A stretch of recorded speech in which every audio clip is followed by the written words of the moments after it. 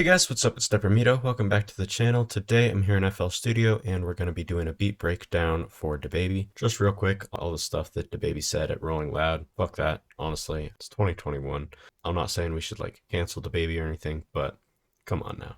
That's just unnecessary at this point. So starting off with the tempo, these are going to be at a pretty wide range. You can do anywhere from like 130 to 180 BPM. It's not too important generally, so I'm just going to be at 155 here, and I've got expand pulled up with this marimba preset. So yeah, we kind of just want to start off with some sort of really dry sound like a keyboard or a mallet or some sort of synth, but you want it to be really dry, so this marimba is great. I'm going to lay out some chords. So this is just a quick chord progression with a few passing notes that I laid out. Sounds like this.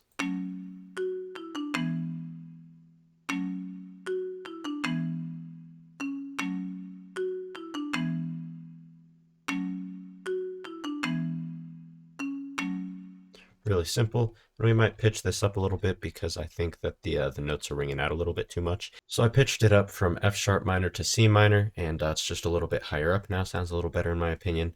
And now there's a few directions we can go. Most of the time, pretty much, DaBaby songs pretty much sound pretty similar. So we're going to go with a flute because that's used all the time in these songs. There's this really popular plugin for these types of beats called Container. And you can get this Redtron, and it's just got a super popular flute. You've probably heard it before. Sounds like that. We can just lay out something really simple, but you can use whatever flute you want pretty much. All right, so here's the pattern that I made. It sounds like this.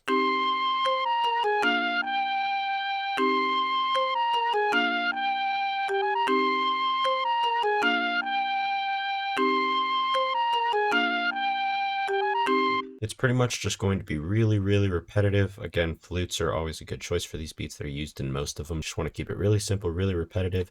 And then also in between notes, you want to have these third steps right here. You could also cut that in half and do sixth steps, and that'll also work. So I'm actually going to lay out a second flute melody because this is so repetitive that I want to be able to change it somewhat throughout the song. So this is the second pattern that I made.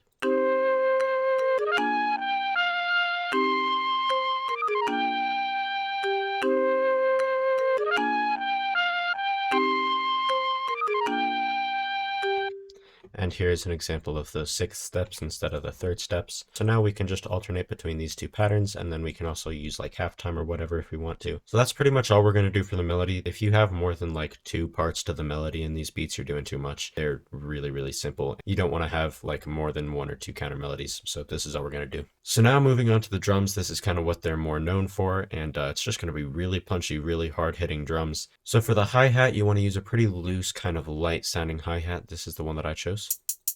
So we're pretty much just going to do a regular 2-step pattern, and then we're going to add a few rolls throughout. We're not going to do too many. Real quick, guys, here's just a tip on how to get your hi-hats to be bouncier, especially during quicker songs. Just make the envelope like this, turn the sustain all the way up, turn everything else all the way down, and it'll just kind of make it a bit bouncier.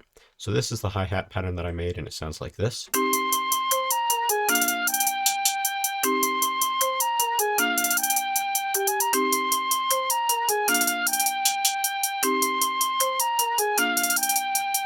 So as you can hear, it's pretty simple. It's not too much going on, but there's definitely a few rolls and it's definitely pretty bouncy. Next, we're just going to throw in a clap like any other song. So now getting to the 808, which is kind of the most important part of this beat. So you're going to want to use something that's pretty short and a little bit distorted and just really, really thick sounding. So this is a pretty good choice.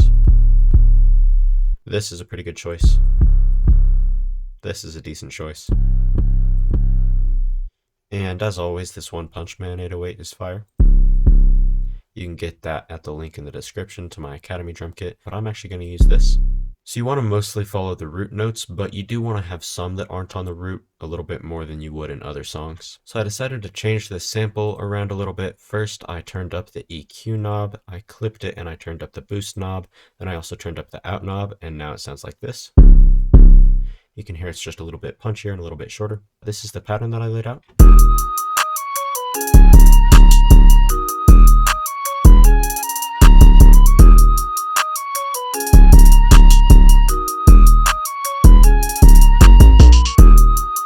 One thing to keep in mind is you don't want to go for a super generic bounce. Like you don't just want to do something like this.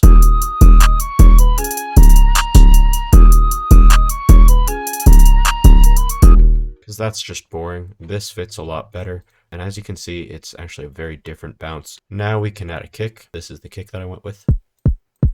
Still a good kick, but it's not like super hard like the berry kick, for example. It's just a little bit more subdued. Now you don't need to use a kick at all in these beats because the 808 is just so punchy and it's pretty much like a kick for the most part. So this is the kick pattern that I made. You can see it doesn't really follow the 808, but it's kind of more of a call and response type of thing. So this is what it sounds like.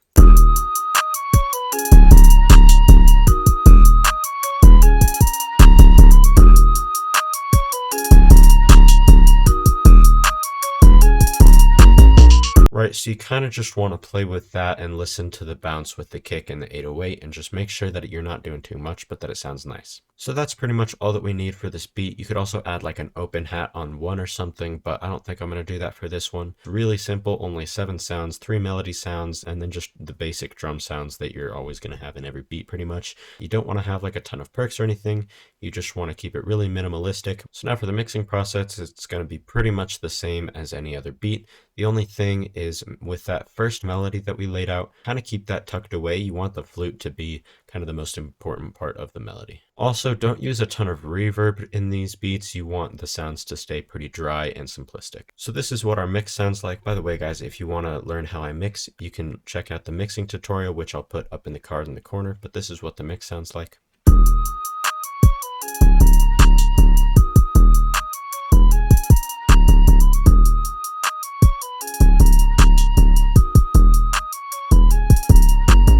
So as you can hear, we're making sure that the 808 is very punchy and loud, and then we're keeping this little main plucky melody pretty tucked away, and we just got this flute out in the open. So since these beats are so repetitive, something that you can do is throw halftime on the melody, just play around with where you want it to loop and all of that. You can automate it to turn on and off during different sections, but this is what it sounds like.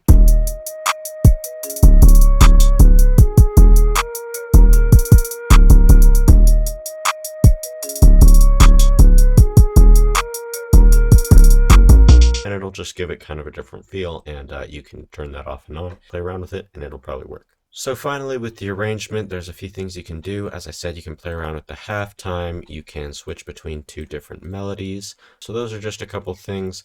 But one thing that you probably want to do is a lot of beats, you won't start with the drums in, but with these types of beats, you generally kind of want to do that, at least for the first part of it. And then you can take them out, have your tag in, and then for the hook, you can drop it right there. And that's kind of just a cool thing you can try. So yeah, guys, that's about it. Thank you all for watching. I really appreciate it. Make sure to go follow me on Instagram. I'm really close to 2,000 followers. And when we get there, I'm dropping a free MIDI kit. Also subscribe here on YouTube. I am like 2 or 3 subscribers away from 200, and when I get there, I'm dropping a free loop kit, so make sure to subscribe. But yeah, thank you all for watching. I really appreciate it, and I'll talk to you all in the next video.